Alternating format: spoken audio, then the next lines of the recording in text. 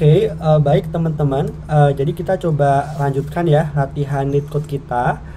Jadi di sini kita coba kerjakan soal nomor 78 yaitu terkait dengan subsets ya. Jadi ini masih mirip ya dengan yang kita coba kerjakan sebelumnya, seperti permutasi, combination sum gitu ya. Nah, ini masih dalam topik backtracking gitu ya. Atau backtracking ini. Nah, jadi inti dari masalahnya apa? Yuk kita coba baca-baca ya. Jadi intinya kita diberikan suatu array nums di mana elemen-elemennya itu unik teman-teman, atau nggak ada yang duplikat lah di situ ya. Jadi misalkan aku coba ke contoh yang pertama. Kalau kita lihat ini kan dia ada input nums ya, di mana input numsnya itu dia ada 1, 2, dan 3 ya. Nah, dari situ kita diminta untuk menghasilkan semua kemungkinan subset ya. Nah, subset itu apa? Kalau teman-teman masih ingat pelajaran matematika SMA gitu ya, aku yakin teman-teman pernah memahami ya, atau pernah coba belajar terkait dengan yang namanya subset, atau biasa juga disebut sebagai power set gitu ya, atau biasa juga disebut sebagai sets aja gitu ya. Nah, jadi intinya adalah gini. Ini aku coba hapus dulu kali ya, biar teman-teman bisa paham, daripada banyak tulisan nanti takutnya malah bingung gitu ya. Nah, aku coba mulai dari ini ya. Kan kita punya 1,2,3. Nah, subsetsnya itu adalah yang pertama dia mulai dulu dari elemen yang kosong ya. Setelah itu dia akan kita coba tambahkan yang satu elemen. Jadi kita mulai dari 1, lalu kita mulai nambahin elemen yang kedua, lalu kita mulai nambahin elemen yang ketiga gitu ya, lalu kita mulai tambahin 2 elemen, jadi 1, 2, lalu 1, 3 gitu ya, lalu 2, 3, baru yang terakhir 1,2,3. Nah, jadi ini adalah subsetsnya. Nah, terus teman-teman mungkin bertanya gimana caranya kita bisa tahu bahwa subsetsnya tuh ini gitu ya.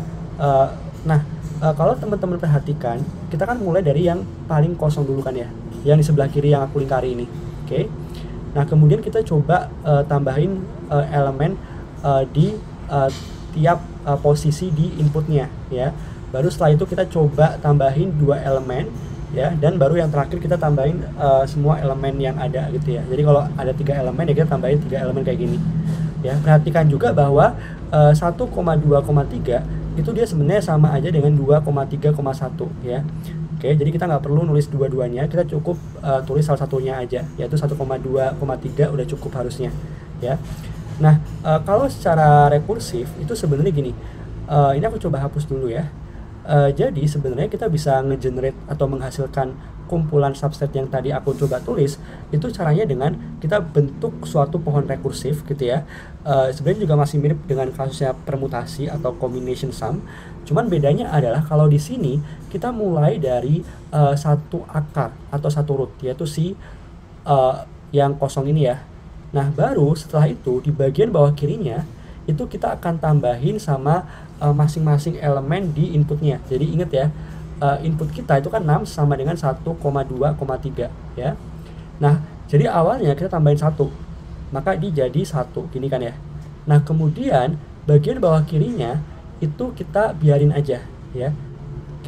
Jadi ingat ya teman-teman ya, ketika kita pindah level yang awalnya level 0 atau ini ketinggiannya 0 gitu ya, terus kita pindah ke ketinggian bawahnya atau level 1 ya.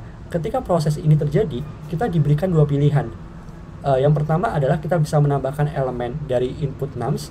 Yang kedua adalah kita bisa mengabaikan atau membiarkannya aja, atau tidak menambahkan apapun ya. Nah, kenapa kayak gini? Ini kalau aku coba lanjutin kita akan dapat subsetnya ya. Jadi setelah ini kita akan coba tambahin si elemen yang kedua di input, yaitu nums di posisi kedua kan 2 kan ya. Berarti ini aku tambahin 2, maka ini jadi 1,2 ya. Nah, ingat teman-teman, di bagian bawah kanannya itu selalu kita memilih untuk mengabaikan atau tidak menambahkan elemen apapun. Nah, makanya ini tetap 1 ya. Begitupun untuk bagian bawah kanannya kita tambahin 2, jadi 2 kayak gini. Lalu bagian bawah kirinya, bagian bawah kirinya kita tambahin 2, bagian bawah kanannya itu kita selalu memilih untuk mengabaikan, ya, kayak gini. Nah, baru setelah itu kita bisa tambahin, jadi yang terakhir kan di sini ya, elemen yang ketiga, ya, berarti ini 3, kita tambahin jadi 1,2,3, ya. Nah, setelah itu untuk bagian bawah yang kanan ya, selalu kita pilih untuk tidak menambahkan elemen apapun. Jadi ini jadi 1,2 gitu ya. Nah, baru yang di sini ini juga 1 ya, lalu di sini kita tambahin 3 ya. Jadi 1,3 ya. Nah, setelah itu yang di sini, yang di bagian bawah kiri dari 2, kita tambahin 3, 2,3. Bagian bawah kanan 2, kita biarin aja, ya. Lalu yang ini juga sama gitu ya. Bagian bawah kirinya kita tambahin 3, selalu ya bagian bawah kiri kita tambahin elemen, bagian bawah kanan kita abaikan. Jadi ini tinggal 3 gini, lalu bagian bawah kanan ya kita abaikan. Nah, kalau teman-teman perhatikan, ini ya, ini itu semuanya adalah subsetnya. Jadi yang kita dapatkan di level terakhir ya, itu dia merupakan semua subset yang mungkin ya. Sampai sini paham ya? Nah, gimana caranya kita bisa ngegenerate seperti ini di code ya. Nah, mungkin aku perlu highlight bahwa ini ada sedikit perbedaan ya dengan yang kita coba selesaikan di soal-soal backtracking sebelumnya ya. Kalau backtracking yang kita hadapi itu permutasi, kalau teman-teman ingat, itu kan kalau dia inputnya itu misalkan 6 sama dengan 1,2,3, kan akarnya kan nggak cuma 1 ya, tapi akarnya ada 3 ya, 1, 2, 3, sebanyak jumlah elemennya ya. Nah, jadi ini kasusnya permutasi ya, ini aku coba highlight, jangan sampai ini kecampur ya dengan yang soal yang kita mau selesaikan. Ini khusus soal selain subset, yaitu permutasi ya. Nah, kalau di kasus permutasi, jumlah root atau akar ya, atau banyaknya elemen di level 0 ya, yang paling atas sendiri itu ada 3. Dia mengikuti banyaknya elemen di input. Kenapa? Karena masing-masing elemen itu kita akan pasangkan lagi dengan 2, kita akan pasangkan lagi dengan 3, lalu yang itu juga kita akan pasangkan lagi dengan 3, kita akan pasangkan lagi dengan 2, dan seterusnya gitu ya. Kalau teman-teman masih belum jelas, bisa lihat video saya yang terkait dengan permutasi. Oke? Nah, tapi kalau yang subsets ya, yang aku coba gambarkan pohonnya itu di bagian kanan ini, itu kan rootnya cuma 1 teman-teman ya. Karena rootnya atau akar dari pohonnya itu, atau yang paling atasnya itu cuma 1, yaitu yang kosong, maka nanti ketika kita melakukan fungsi rekursif, itu ingat ya, nggak ada yang namanya loop atau for loop gitu ya. Kenapa nggak ada for loop? Karena kita mulai dari 1 elemen. Beda kasusnya kalau kayak permutasi tadi atau kombinasi, dimana untuk setiap input untuk setiap elemen di input itu dia akan menjadi akarnya atau root dari pohonnya ya, sehingga kita perlu ngelakuin for looping nih di sini ya. Tapi kalau di subsets, karena cuman ada 1 elemen yang menjadi akar, yang menjadi nenek moyang dari semua elemen, maka ya kita nggak perlu ngelakuin for looping gitu teman-teman. Sampai sini paham ya? Oke, nah itu yang menjadi perbedaan pertama. Nah, perbedaan kedua yang paling uniknya lagi itu adalah gimana kita bisa menentukan base case ya. Ingat ya, base case itu adalah momen ketika kita perlu balik ke step sebelumnya ya, atau ketika kita berhenti dari fungsi rekursif. Oke. Nah, jadi kalau di soal-soal yang sebelumnya biasanya kan kita define yang namanya output ya. Lalu juga ada yang namanya temp. Oke. Nah, output yang ini itu kan maksudnya adalah final outputnya kan ya. Jadi ini kan biasanya sama dengan kalau kasusnya permutasi kan kayak 1, 2, 3, lalu 1, 3, 2 gitu ya. Dan seterusnya. Ini aku coba kasih batas dulu deh. Dan seterusnya ya. Sedangkan tempnya itu kan adalah masing-masing dari ini ya, dari si list ini gitu. Misalkan 1,2,3 ya. Dan kalau teman-teman lihat video-video backtracking saya sebelumnya, itu kan biasanya base case-nya itu ketika apa? Ketika banyaknya elemen yang udah kita kumpulkan di temp itu sama dengan banyaknya elemen di input, atau banyaknya suatu n yang udah didefinisikan di fungsi parameternya gitu ya. Nah, tapi kalau di sini tuh beda teman-teman ya. Kenapa? Karena kalau teman-teman perhatikan di output itu ternyata jumlah elemennya itu nggak selalu sebanyak elemen di input ya. Jadi kalau elemen di input kan ada 3 ya. Sedangkan di output kalau teman-teman lihat ada yang jumlah elemennya 0, ada yang jumlah elemennya 1, ada yang jumlah elemennya 2 ya. Ini 2 kan, dan seterusnya. Jadi dia beragam gitu. Nah, gimana caranya kita bisa ngegenerate base case di kasus ini gitu ya. Nah, sebenarnya ada cara simpelnya teman-teman ya. Kalau teman-teman perhatikan ketinggian dari pohon yang udah kita buat di sini, yang di sebelah kanan ini, yang aku gambarkan ini, itu kan kalau kita lihat kan dia ada ketinggiannya pertama ya. Maaf, ini anggaplah level 0, ini level 1, level 2, level 3 ya. Jadi ada 0, 1, 2, 3 ya. Nah, level yang paling bawah ya, itu dia akan selalu sama dengan banyaknya elemen di input ya. Jadi kalau elemen di input itu ternyata ada 3 ya, misalkan kayak contoh yang pertama itu kan ada 3 elemen kan, 1, 2, 3. Maka pohon rekursifnya ketinggiannya itu harus sampai level ketiga. Dia nggak boleh lebih dari level itu ya.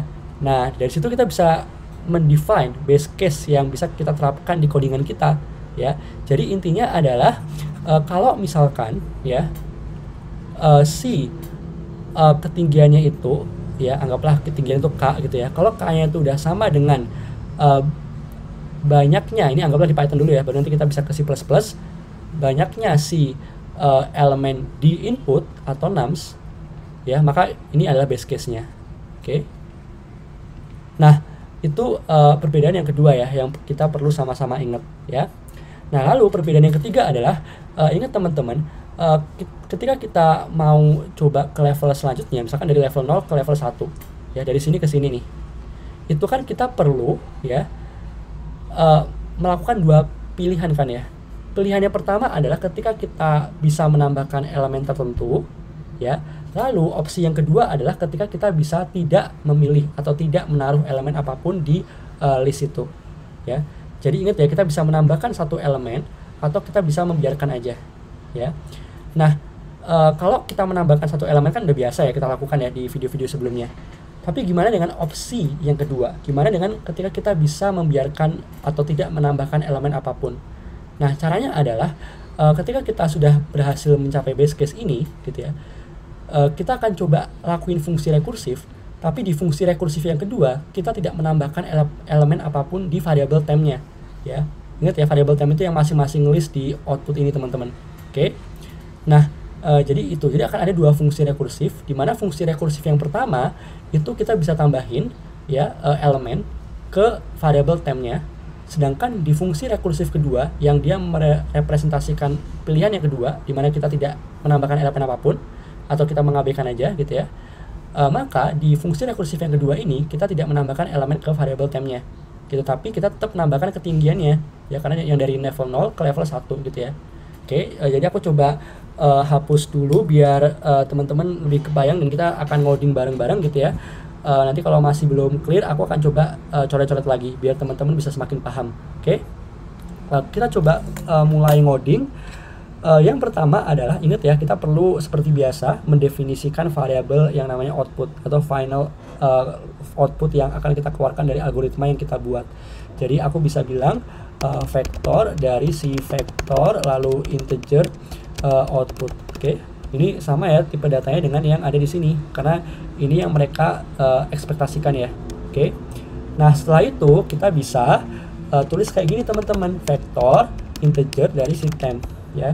Ini masih sama ya dengan video-video backtracking saya sebelumnya. Nah, kemudian kita bisa integer lalu i dari sama dengan 0 atau k ya. Tadi kan kita bilang k ya. Jadi k itu adalah levelnya. Apakah dia level ke 0, apakah level ke 1 dan seterusnya gitu ya.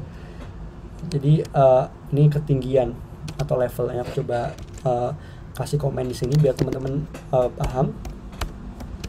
Ketinggian ya atau level. Oke.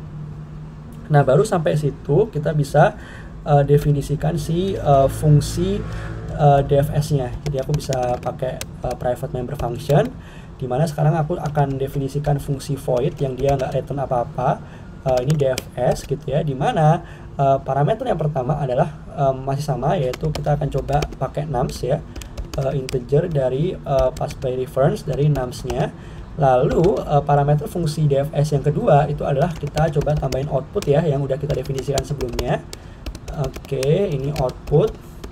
Nah, lalu parameter yang ketiga adalah kita tambahin si vektor yang isinya integer ya, yaitu variable temporary atau temp.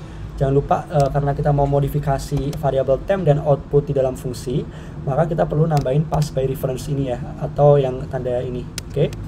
Nah setelah itu kita bisa tambahin apa lagi? Ini ya, integer dari si k-nya ya. Jadi ini k, aku bisa pakai pointer gitu ya. Atau teman-teman juga bisa sih nggak pakai pointer juga nggak masalah.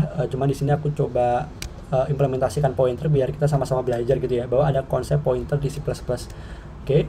Nah setelah itu kita bisa coba definisikan ya yang dalam fungsi DFS itu apa aja. Yang pertama ingat ya, karena ini fungsi rekursif maka kita perlu definisikan base case kita ya. Jadi ingat ya yang tadi aku sempat sampaikan, base case-nya adalah kalau seandainya si k-nya itu ya sama dengan si banyaknya elemen di input nums ya, maka base case tercapai gitu ya. Tapi ingat teman-teman, karena yang masuk di k ini adalah alamat variabelnya gitu ya, karena kita pakai pointer ya, maka di dalam fungsinya kita perlu di reference biar kita dapat value-nya gitu ya. Nah setelah itu kita bisa coba utak-atik nih, kalau kita udah dapat base case-nya, berarti kan kita bisa tambahin ke output ya kan ya. Nah berarti kita bisa bilang kayak gini teman-teman, si vektor, si integer gitu ya dari si temp itu akan sama aku anggap suatu variabel baru out sama dengan temp biar kita nggak ikutan modifikasi variabel tempnya. Nah lalu setelah itu kita bisa coba tambahin output dot pushback ya, kita tambahin si outnya. Oke. Nah baru setelah itu kita return nothing gitu ya, biar dia bisa berhenti atau go back ke step sebelumnya ya. Nah setelah itu kita bisa ingat tadi ya, kita tambahin variabel nums elemennya itu ke tempnya, berarti kan temp dot pushback ya, lalu kita tambahin nums i gitu ya.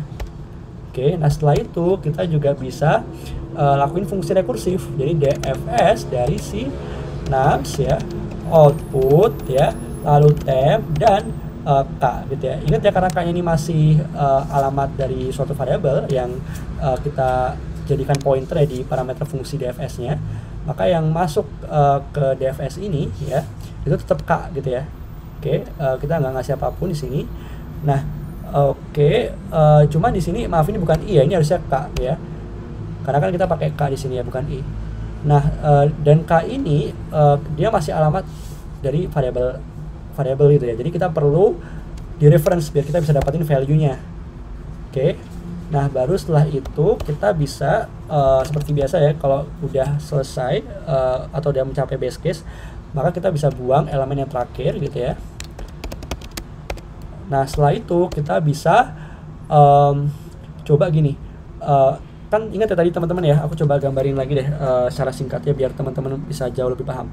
Jadi kan awalnya kita punya elemen yang kosong kayak gini, kita tambahin 1 gitu ya, lalu kita tambahin 2 ya, lalu kita tambahin 3. Oke. Nah setelah ini tercapai, ini kan base case nya nih, dia kan akan go back kan ke sini kan ya. Nah setelah itu ingat teman-teman, kita nggak perlu nambahin opsi yang kedua, yaitu ketika dia nggak kita tambahin apa-apa ya, berarti kan yang di sini kan ya, ini kita perlu tambahin juga ke outputnya gitu. Nah caranya kita setelah go back terus kita ke sini ya, atau ke yang bagian bawah kiri ini ya, caranya adalah kita rekursif lagi kan ya. Oke. Jadi kita akan tambah ketinggiannya, tapi kita nggak nambahin elemen di variabel tempnya gitu. Berarti nanti dfs, ini aku coba ke mouse lagi, kita coba ngoding lagi, dfs dari si nums gitu ya, lalu output gitu ya. Oh ini harusnya harusnya k+1 ya ini ya, karena kan kita mau ke level yang selanjutnya kan ya, atau ketinggian di bawahnya. Berarti ini harusnya kita define integer dari anggaplah new k atau k yang baru gitu ya, itu akan sama dengan si di reference dari k ditambah 1 gitu ya. Nah baru kita bisa, kalau kayak gini kita bisa, karena ini new k itu kan masih integer ya, yang masuk ke dfs tuh harus alamat addressnya, alamat memorinya maksudnya. Jadi ini kita pakai kayak gini, baru nanti ini new k gitu ya. Nah setelah itu kita perlu define juga nih di sini, berarti integer dari new k yang kedua gitu ya, itu akan sama dengan di reference dari k ditambah 1 gitu ya. Nah berarti setelah itu kita bisa ini jadi new k2 ya, kayak gitu ya teman-teman ya. Nah berarti kita bisa panggil fungsi dfs nya, ini adalah nums gitu ya, lalu ini output ini temp, dan jangan lupa karena yang ini masih integer sama dengan 0, karena yang diminta di fungsinya itu adalah alamatnya atau pointernya, maka kita harus ngasih kayak gini. Oke. Nah, baru kita bisa return output. Oke. Nah, ini kita coba cek dulu apakah benar. Kita coba cek dulu aja kali ya. Apakah ini udah berhasil? Ini masih ada, oh maaf, ini harusnya ada temp ya di sini ya. Oke, kita coba run lagi. Apakah berhasil sekarang? Oke, coba kita submit. Apakah dia berhasil? Dan kalau berhasil dia bit berapa persen? Bit 100% teman-teman. Yeay, akhirnya kita udah selesai. Baik, segitu aja dari saya. Semoga teman-teman bisa paham. Terima kasih banyak teman-teman. Sampai jumpa di video berikutnya ya.